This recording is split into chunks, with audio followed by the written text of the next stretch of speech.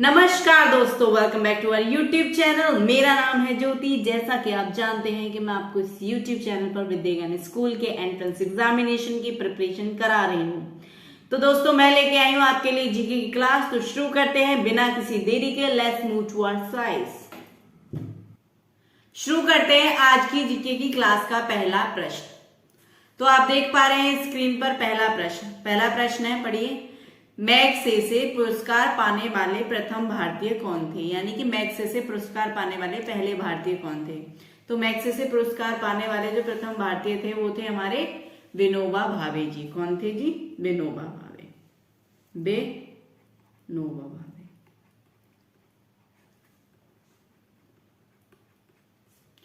बच्चों, अब आपका एग्जाम आ रहा है, ज्यादा दिन नहीं बचे हैं, तो अपनी तैयारी को मजबूत रखिए। मेरी क्लासेस को डेली अटेंड कीजिए। विश्व का किस देश में कोई भी मंदिर नहीं है? यानी कि विश्व का कौन सा ऐसा देश है जिसमें कोई भी मंदिर नहीं है? वो कहने का मतलब ये है, विश्व के किस देश में कोई भी मंदिर नहीं है? विश्व के किस देश में कोई भी मंदिर नहीं है? तो हमें पता है कि विश्व का एक ऐसा देश है जिसमें एक भी मंदिर नहीं है, वो है सऊदी अरब।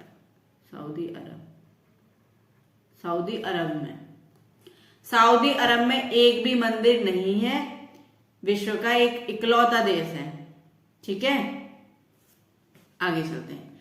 विश्व का कौन सा ऐसा देश है जहां पर मच्छर नहीं पाए जाते? विश्व का ऐसा कौन सा देश है जहां पर मच्छर नहीं पाए जाते?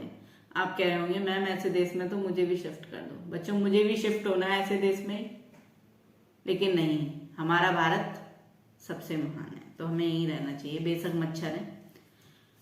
तो फ्रांस इकलौता ऐसा देश है जहां पर मच्छर नहीं होते। यानी कि फ्रांस इकलौता ऐसा देश है जहां पर मच्छरों का कोई आतंक नहीं है। फ्रांस इकलौता ऐसा देश है जहां पर मच्छरों का आतंक नहीं है, वरना सब लोग मच्छरों से बहुत परेशान हैं।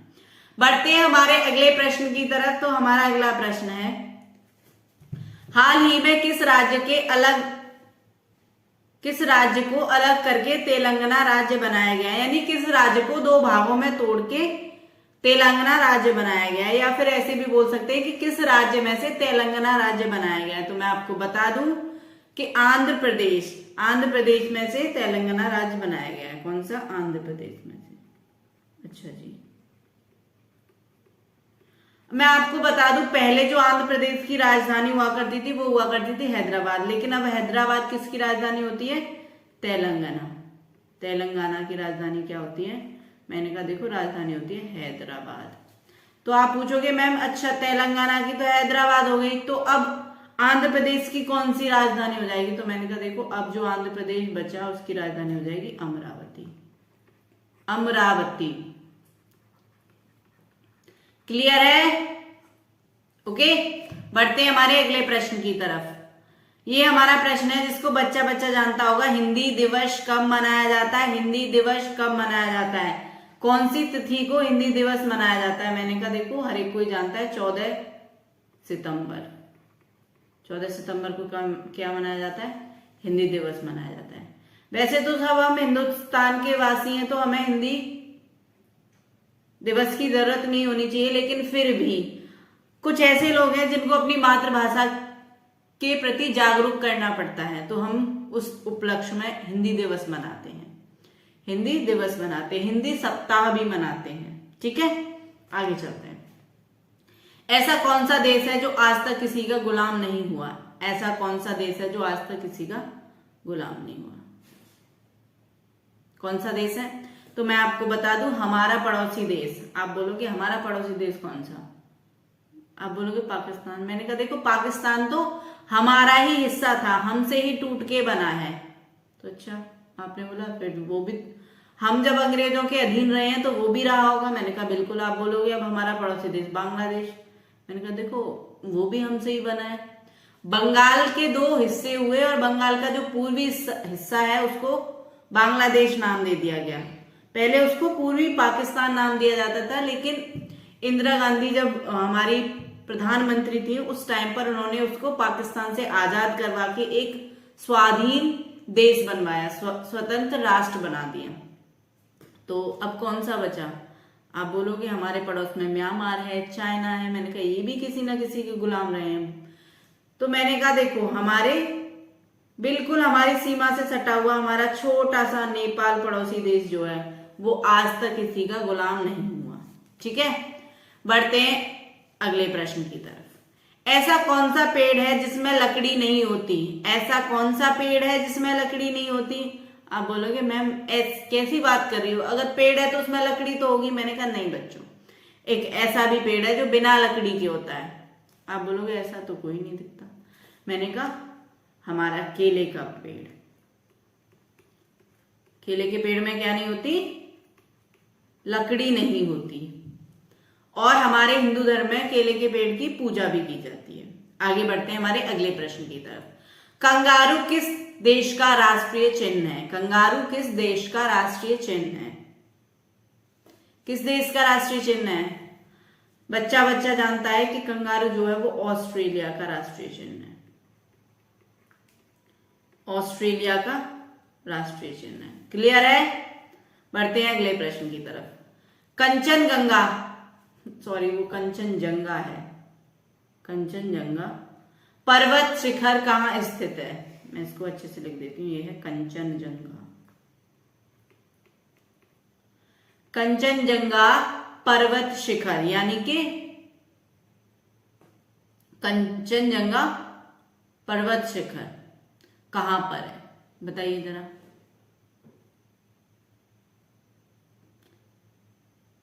तो कंचनजंगा माउंटेन कहां पर है?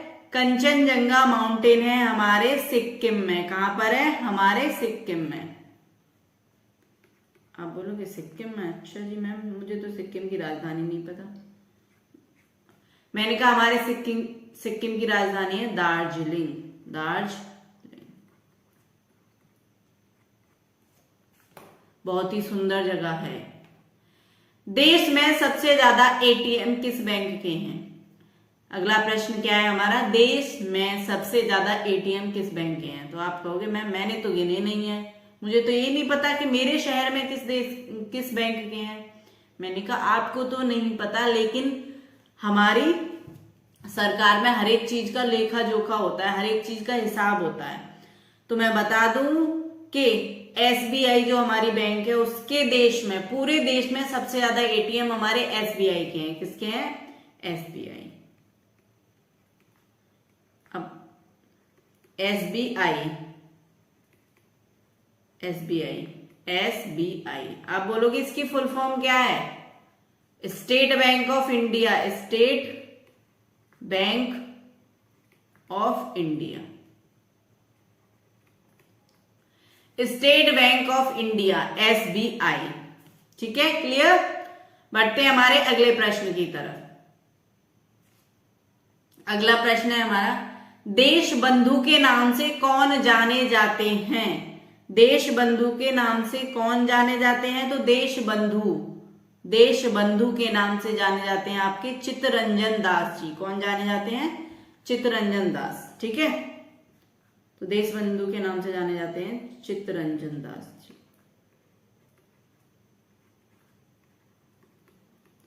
क्लियर है? बढ़ते हैं हमारे अगले प्रश्न की तरफ। भारत का प्रथम परमाणु ऊर्जा रिएक्टर कौन सा है? मैं आपको बता दूं कि भारत के पास, जब भारत आजाद हुआ तो भारत के पास परमाणु हथियार नहीं थे। हथियार क्या, उनको पता ही नहीं था कि परमाणु ऊर्जा को हम कैसे यूज कर सकते हैं, कैसे प्रयोग में ला सकते हैं। तो आजादी के बाद हमारे वैज्ञानिकों ने बहुत कोशिशों और बहुत सारी जानकारी के बाद ये परमाणु परीक्षण किए थे और हम परमाणु से ऊर्जा उत्पन्न करने में क्या हो गए थे? कामयाब हो गए थे। उसके बाद भारत का प्रथम परमाणु रिएक्टर लगा। आप कहोगे मैम रिएक्टर क्या होता है? मैंने कहा जो परमाणु रिएक्टर होता है इसमें क्या होता है, जो अणु होता है परमाणु, उसमें क्या होता है कि उसको वो नाभिकीय यानी कि वो फिजन करता है, तो इसको बोलते हैं नाभिकीय विखंडन और परमाणु विखंडन। तो उसमें क्या होता है, उसमें आपकी ऊर्जा उत्पन्न होती है। ऊर्जा से क्या कर सकते हैं? मैंने कहा ऊर्जा से हम जो बल्ब जला रहे हैं ये कर सकते हैं, और भी बहुत सारी चीजें कर सकते हैं। तो भारत का जो प्रथम परमाणु रिएक्टर था उसका नाम था अप्सरा। क्या नाम था? अप्सरा। ठीक है। अगला प्रश्न, भारत का प्रधानमंत्री बनने के लिए कम से कम कितनी आयु होनी चाहिए? भारत का प्रधानमंत्री बनने के लिए कम से कम कितनी आयु होनी चाहिए? तो बच्चा जानता है कि अगर आप भारत का प्रधानमंत्री बनना चाह रहे हो तो कम से कम 25 वर्ष की आयु होनी चाहिए। आप बोलोगे इतनी जल्दी बन जाते हैं? मैंने कहा हाँ जी, 25 वर्ष की आयु होनी चाहिए। ठीक है, आगे चलते हैं। अगला प्रश्न, मानसून हवाएं कौन सी होती हैं? मानसून हवाएं कौन सी होती हैं? तो मैंने बता दिया आपको, जो हवाएं वर्षा ऋतु लेके आती हैं वो मानसून हवाएं होती हैं। तो उनको क्या बोल सकती हूँ मैंने कहा वर्षा ऋतु की हवाएं क्या होती हैं जी? आपकी मानसून हवाएं होती हैं, वर्षा ऋतु की हवाएं।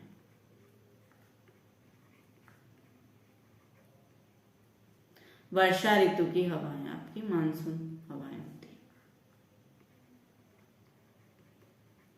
क्लियर? बढ़ते हैं हमारे अगले प्रश्न की तरफ। मिड डे मील की योजना किस वर्ष शुरू हुई? मिड डे मील की योजना किस वर्ष शुरू हुई? आप जब हमारे प्राइमरी स्कूल है आपको पता होगा, वहां पे मिड डे मील दिया जाता है। तो उसकी योजना किस वर्ष शुरू हुई थी? तो ये हुई थी वर्ष 1995 में। ठीक है, आगे बढ़ते हैं। विश्व का सबसे बड़ा महासागर कौन सा है? विश्व का सबसे बड़ा महासागर कौन सा है? तो बच्चा जानता है कि देखो विश्व का सबसे बड़ा महासागर है प्रशांत महासागर। प्रशांत महासागर। अगर यहीं पे एक और प्रश्न पूछ लिया आपसे कि विश्व का सबसे बड़ा महाद्वीप, तो सबसे बड़ा महाद्वीप कौन सा है? मैंने कहा जी सबसे बड़ा महाद्वीप, सबसे बड़ा, यहां पर लिख देती हूँ, सबसे बड़ा महाद्वीप सब जानते हैं एशिया। भारत कौन से महाद्वीप का पार्ट है? कौन से महाद्वीप का हिस्सा है? मैंने कहा जी भारत जो है वो एशिया महाद्वीप का हिस्सा है। क्लियर है? आगे चलते हैं।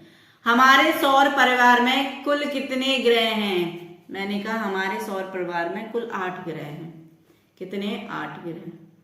पहले 9 हुआ करते थे, अब 8 हैं। 8 क्यों हैं? मैंने कहा बता देती हूँ। मैंने कहा पहले आपको ये पता होना चाहिए कि कौन कौन से ग्रह हैं। मैंने कहा बुध, शुक्र, पृथ्वी, मंगल, बृहस्पति। एक मिनट, मंगल के बाद कौन से हैं? बृहस्पति,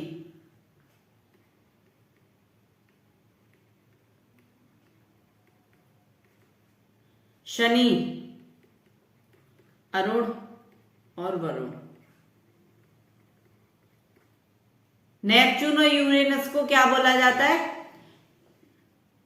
क्या बोला जाता है? अरुण वरुण।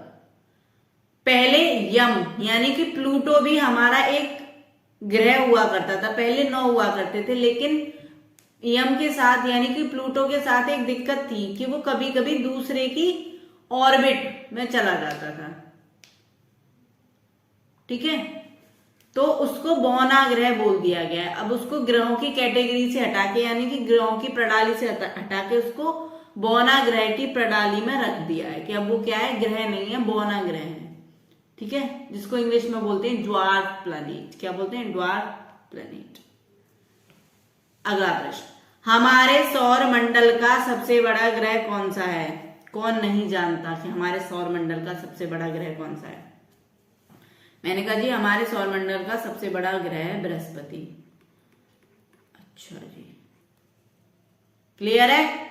आगे बढ़ते हैं हमारे अगले प्रश्न की तरफ। स्वाइन फ्लू बीमारी किस विषाणु से फैलती है? तो स्वाइन फ्लू बीमारी H1N1 नाम के विषाणु से फैलती है। H1N1 नाम के विषाणु से स्वाइन फ्लू की बीमारी फैलती है। अब मैं आपके लिए कुछ इसमें कंप्यूटर के प्रश्न भी लेके आई हूं जो आपके जनरल नॉलेज में पूछे जा सकते हैं, और विद्या ज्ञान के पेपर में कंप्यूटर से रिलेटेड प्रश्न भी पूछे जाते हैं। कंप्यूटर का पिता किसे कहा जाता है? Father of the computer. Computer का पिता किसे कहा जाता है?